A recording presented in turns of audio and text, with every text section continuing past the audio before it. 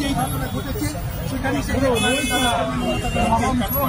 সন্দেশকারীকেও তাই করছে, চেষ্টা করছে জমি ফেরত দেওয়ার। কি করে ফেরত দেবে, কি করে ফেরত দেবো? তারও তো একটা নিয়ম আছে, তারও তো একটা আইন আছে, সব তো তাদের মতন করে। ওখানে আমাদের নেতারা কেউ যেতে পারছে না, ছেলেমেয়েরা কেউ যেতে পারছে না, বাচ্চা বাচ্চা ছেলেমেয়েরা যাবে তাদেরকে আটকে দিচ্ছে, আর তাদের নেতারা সেখানে গিয়ে হরি কীর্তন করছে।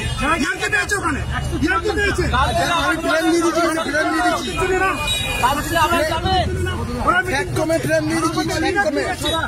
ঠিক আছে, বাচ্চা বাচ্চা ছেলেমেয়েরা যাচ্ছে তাদের পাশে, সন্দেশকারীর মানুষ তার জবাবের জন্য অপেক্ষা করছে।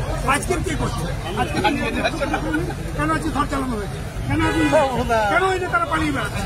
কেন এই নেতারা এক নেতা পালিয়েছে, তাকে হুমড়ি খেয়েছে, আমার সামনে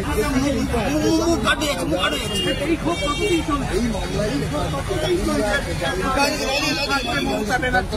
আমি বলেছিলাম মমতা ব্যানার্জি আমাদের